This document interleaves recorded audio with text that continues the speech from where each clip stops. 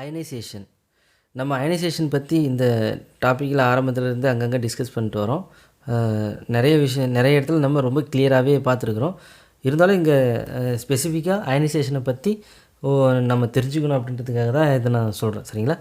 If an incident electron departs enough energy to the atom, it may eject one of its loosely bound electrons, resulting in the ionization of the atom.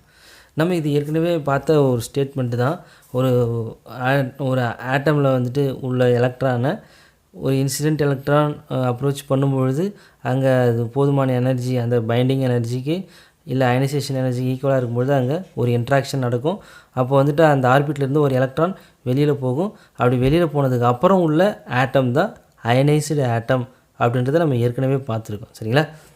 The energy of the ejected electron depend on the incident electron energy as well as its binding energy.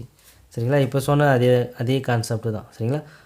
அப்போது இது ஒரு threshold energy இங்கே இருக்குது அப்படின்றது தான். சரிங்களா? இந்த ionisation process நடக்கணும் அப்படின்னாக்கா, if the energy carried away by the ejected electron is enough energy, it can produce secondary ionization in the same manner as the primary ionization. இப்போ primary ionization அப்படின்னா ஃபஸ்ட்டு டைம் ஒரு மீடியமில் ஒரு ஆட்டமை ஒரு incident electron approach பண்ணுதுங்களா, அதுதான் first incident. சரிங்களா?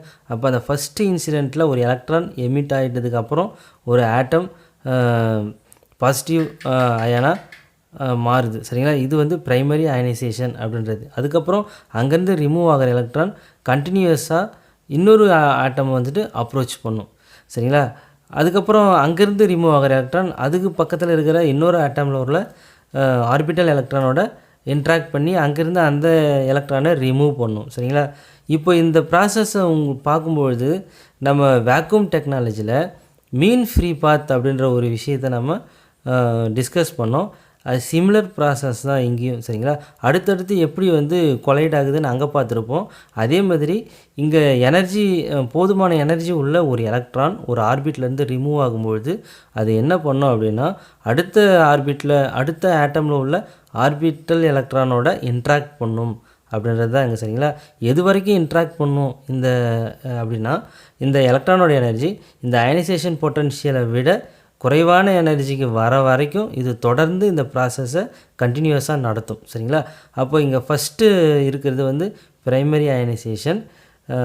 இது அடுத்து செகண்ட் டைம் அப்ரோச் பண்ணும்பொழுது இது வந்து செகண்டரி அயனைசேஷன். அதுக்கப்புறம் தேர்ட் டைம் பண்ணும்பொழுது டெர்ஷரி அயனைசேஷன். சரிங்களா? இதை வந்து நம்ம தெளிவாக அண்டர்ஸ்டாண்ட் பண்ணிக்கணும். ஏன்னா இதுக்கப்புறம் வரப்போகிற டிடெக்டர்ஸில் எல்லாத்துலேயுமே யூஸ் பண்ணுற கேஸில் அயனைசேஷன் எப்படி நடக்குது அப்படின்றத நம்ம தெளிவாக அண்டர்ஸ்டாண்ட் பண்ணிக்கணும். அது அங்கே என்ன ப்ராசஸ் நடக்குது அப்படின்றத தெரிஞ்சுக்கணுன்னா இந்த மாதிரி கண்டினியூஸாக ப்ரைமரி செகண்டரி அயனைசேஷன்லாம் எப்படி நடக்குது அப்படின்றதில் நம்ம தெளிவாக இருக்கணும். சரிங்களா?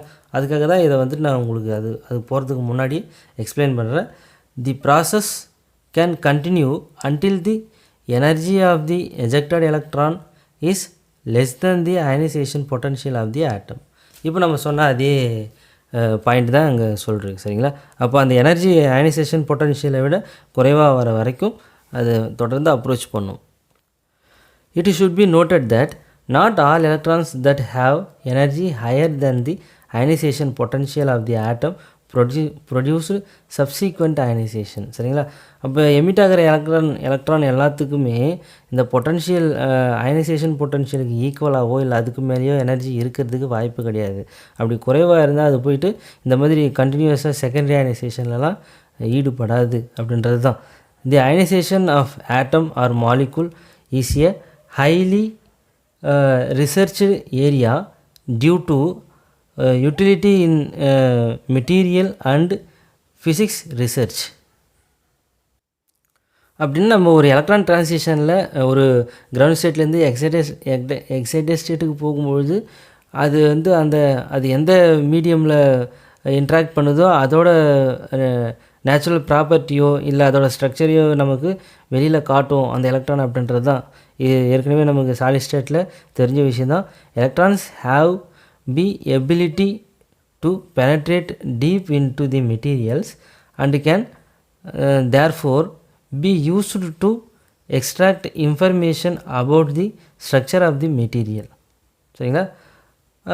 இது அதிலிருந்து நம்ம அந்த இன்ட்ராக்ஷனை பொறுத்து அந்த மெட்டீரியலோட ப்ராப்பர்ட்டி பிஹேவியர் எல்லாத்தையுமே நம்ம இந்த எலக்ட்ரானை வச்சு தெரிஞ்சுக்கலாம். சரிங்களா? If an atom or a molecule x q போட்டிருக்கு, q is total positive charge. சரிங்களா?